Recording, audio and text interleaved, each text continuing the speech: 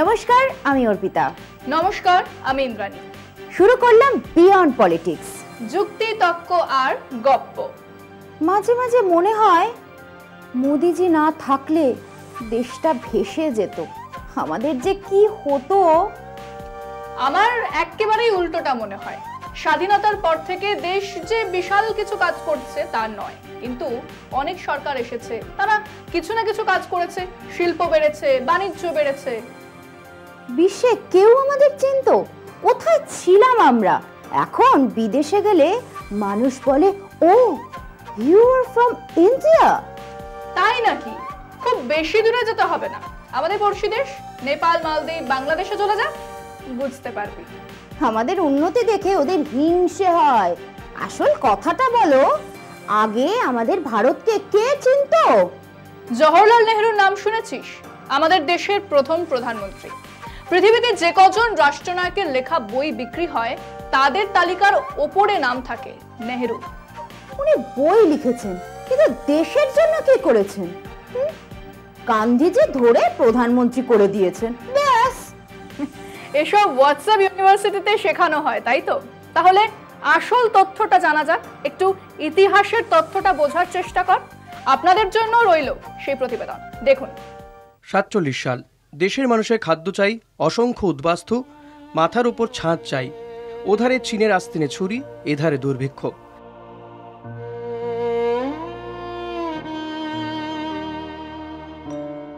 এমন এক প্রেক্ষিতে জওহরলাল নেহেরু স্বপ্ন দেখছেন নতুন ভারতের নতুন মন্দিরগুলোর, সেটাও ছিল নবনির্মাণ। আসুন সেই নবনির্মাণের খোঁজ খবর নেওয়া যাক। ভাকরানাঙ্গাল ড্যাম দিয়ে শুরু হয়েছিল নতুন ভারতের মন্দিরের শুরুয়াত।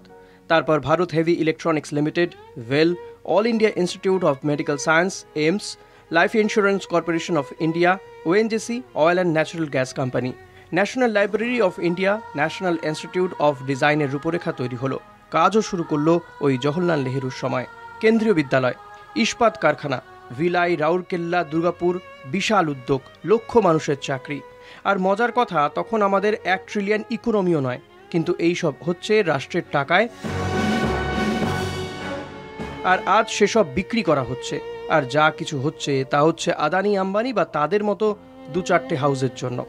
এদিকে দেশের অর্থনীতি নাকি 5 ট্রিলিয়ন ইকোনমি হবে আর কিছুদিনের মধ্যে।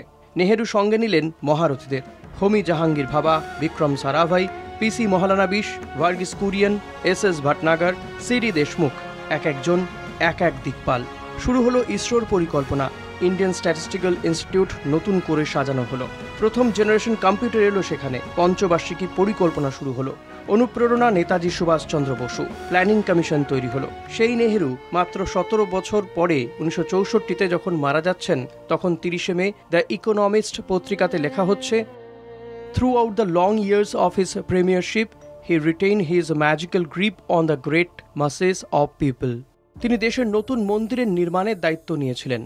তার সঙ্গেই দেশের মানুষের সঙ্গে ছিল তার আত্মিক সম্পর্ক। এই ছিলেন নেহেরু, যিনি রাম মন্দির নয়, দেশের নতুন মন্দিরগুলো নির্মাণ করেছিলেন। বিশ্বের তাবৎ নেতারা নেহেরু, নাসের, টিটোর সেই নন অ্যালাইনমেন্ট জোটের দিকে তাকিয়ে থাকতেন। নেহেরু ছিলেন মধ্যমণি। কিন্তু ওনারাই তো দেশের সম্পদের 15% মুসলমানদের মধ্যে বিলিয়ে দেওয়ার কথা বলেছেন। আমাদের দেশের সম্পদ মুসলমানদের কেন দেওয়া হবে? মোদিজি বলেছেন, মোদিজি থাকতে এটা হতে দেবেন না। প্রথমত, এটা নেহেরু বা ইন্দিরা বা তারপরে প্রধানমন্ত্রী কোনো দল কথা বলেননি। তারা উন্মাদ ছিলেন না। মোদিজি কথা বলেছেন। এবং একটা তথ্য প্রমাণ দেখাতে পারবি যেখানে বিরোধীদের মধ্যে এমন কেউ কথা বলছে? বলেননি। তাহলে মোদিজি এটা বলছেন কেন? এমনি এমনি বলছেন নাকি? না, এমনি এমনি বলছেন না। কারণ এখন মানুষ বেকারত্ব নিয়ে কথা বলছে, আয় বাড়ানো নিয়ে কথা বলছে, মূল্যবৃদ্ধি নিয়ে কথা বলছে, কৃষকেরা এমএসপি নিয়ে কথা বলছে, আর ওনার কাছে এসবের জবাব নেই। তাই উনি হিন্দু মুসলমান করছেন। মোদিজি মিথ্যে বলছেন, তুমি সেটাই বলতে চাও নাকি? বলতে চাই না, উনি মিথ্যেই বলছেন। উনি হ্যাবিচুয়াল লায়ার, প্রচুর মিথ্যে বলেন। সেটা নিয়ে না হয় আরেকদিন আলোচনা করব। আজ এখানেই শেষ করছি। আজ সময় শেষ, অনেক কিছু বলা বাকি রইল। আবার আগামীকাল হাজির হব বিয়ন্ড পলিটিক্স, যুক্তি, তর্ক আর গপ্প নিয়ে। আমিও কাল হাজির হব আমার জবাব নিয়ে। শেষ করার আগে বলি, আমাদের এই যুক্তি তক্ক আর গপ্পে যারা থাকতে চান তাদের করতে হবে একটা ছোট্ট কাজ, 30, 40 অথবা 50 সেকেন্ডের একটা ভিডিও করে আপনাদের বক্তব্য পাঠিয়ে দিন আমাদের কাছে, আমরা দেখাবো সেটা।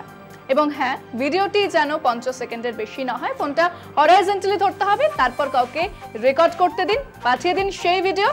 আজ চললাম, নমস্কার।